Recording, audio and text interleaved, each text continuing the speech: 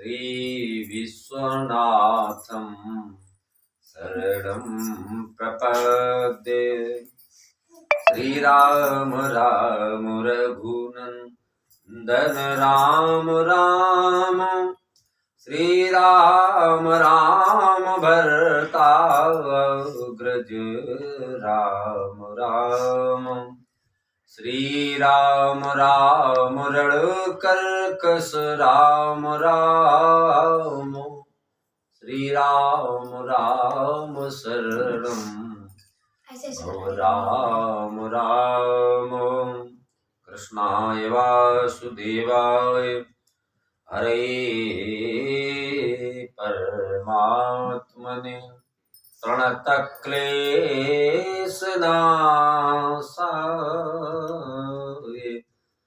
गोविन्दाय नमो नमः। श्री गुरुचरण सरोज रज निज मन मुकुर सुधारि, वर्णौ रघुवर विमल जसु जो दायक फल चारि। बुद्धिहीन तनु जानिके सुमिरो पवन कुमार, बल बुद्धि विद्या देहु मोहि हरहु कलेश विकार। सियावर रामचंद्र की जय, उमापति महादेव की जय, पवन सुत हनुमान की जय। श्रीमद् गरुड़ पुराण की जय, लक्ष्मी नाथ की जय, परम पूज्य माता पिता की जय, प्रातः स्मरणीय गुरुदेव भगवान की जय। जय जय श्री राधे।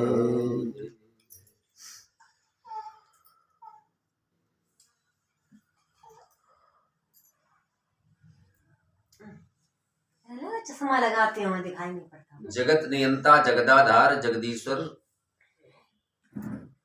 भक्त वांछा कल्प तरु दीन बंधु दीनानाथ के पाद पंकजों के समीप बैठकर पक्षीराज गरुड़ जी जीव मात्र के कल्याण निमित्त, वो भी मानव, प्रश्न करते हैं और नारायण यथोचित उनको ज्ञान देते हैं। पूर्व की कथा में गरुड़ जी को भगवान ने बताया, गर्भादि दुखों का वर्णन किया। गर्भ में कैसे जीव आता है, कैसे रहता है, क्या क्या दुख पाता है। गरुड़ जी को विश्वास हो गया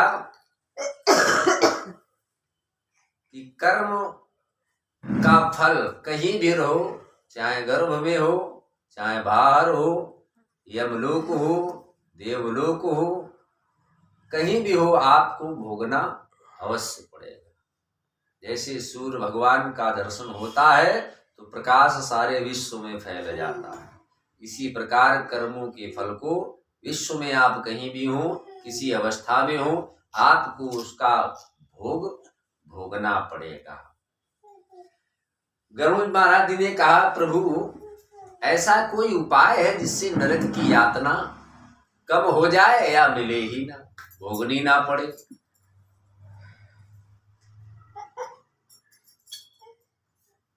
उधर सूत जी महाराज जी से शौनकादि ऋषि प्रश्न किए।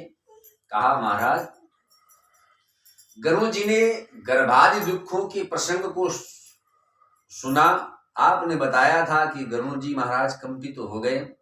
इतना अपार जब दुख प्राप्त होता है, बुरे कर्मों का फल जब मिलता है, तो मानव जीवन समस्त दार होकर ज्ञानी बनकर अज्ञानता की कर्म क्यों करता है? उसको ऐसा पाप कर्म नहीं करना चाहिए। गरुड़ जी ने कहा, हे भगवान, किस उपाय से मनुष्य प्रमाद बस, एक तो जानबूझकर अपराध किया जाता है, एक अनजाने से हो जाता है, इनके पाप फल को भोगना ना पड़े, ऐसा कोई उपाय है? जिससे यम की यातना न भुगतनी पड़े। संसार रूपी सागर में डूबे हुए दीन चित्त वाले, पाप से नष्ट बुद्धि वाले तथा विषयों के कारण दूषित आत्मा वाले मनुष्यों के उद्धार के लिए हे केशव, हे नील मणि श्याम सुंदर बाके बिहारी कन्हैया, जगदाधार जगदीश्वर लक्ष्मी नाथ, हमें उपाय बताने की कृपा करें, जिससे कि मनुष्य दुख तो पाए अपितु उसकी अधोगति न होकर सदगति हो जाए। मतलब पैसा देने से काम हो जाए। पहले तो ये बताइएगा कि पैसा न देना पड़े काम हो जाए। लेकिन जब अधिक कर्ज हो जाता है, जब अधिक पाप हो जाते हैं, तो महाराज फल तो भोगना ही पड़ेगा। तो फल भोगने के बाद में वह बिल्कुल स्वच्छ हो जाए, भले मोक्ष न मिले, पुनः जन्म की प्राप्ति हो जाए, लेकिन वह उसको कहते हैं क्लीन, साफ सुथरा हो जाए। ऐसा कुछ बताने की कृपा करें। भगवान ने कहा, हे गरुण, तुमने अति उत्तम प्रश्न किया है, जो मानव जीवन के लिए भलाई है, शुभ कार्य है। दुर्गति कथिता पूर्वम पुत्राणाम चापापिनाम पुत्राणाम धार्मिकाणाम तू ना कदाचित खगेश्वरा। हे पक्षींद्र, गरुण जी, एक उपाय है जिसको सतपुत्र की प्राप्ति हुई है, जिसको अच्छे पुत्र की प्राप्ति हुई है, वह यम की यातना से कहीं तक बच सकता है। बोले महाराज कैसे? बोले पुत्र जन्म निरोधा स्याद यदि केनापि कर्मणा।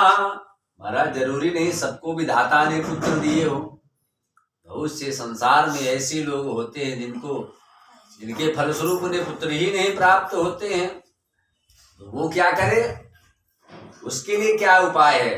तो बोले सबसे पहले तो पुत्र की कामना के लिए जो उपाय बताए गए हैं पुराणों में, उनको करना चाहिए। बोले महाराज पुत्र ही क्यों? बोले पूनाम नरकाः त्राणाम तारयते। पुत्र वही है जो पिता को नरक से बाहर कर दे। पिता का तरण तारण पुत्र के द्वारा हो सकता है। पुत्र अगर धार्मिक है दूसरी ले आओ ना बाहर से। बोले महाराज उपाय क्या क्या करना चाहिए पुत्र प्राप्ति के लिए?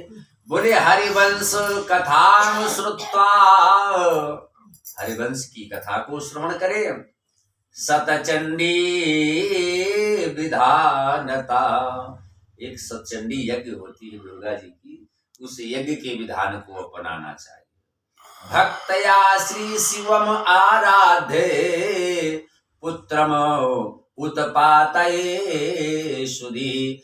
भगवान भूत भावन की शरण में जाए, माने भोलेनाथ जी की पूजा करे। ये है 3 उपाय गरुड़ पुराण में पुत्र प्राप्ति के बताए गए हैं।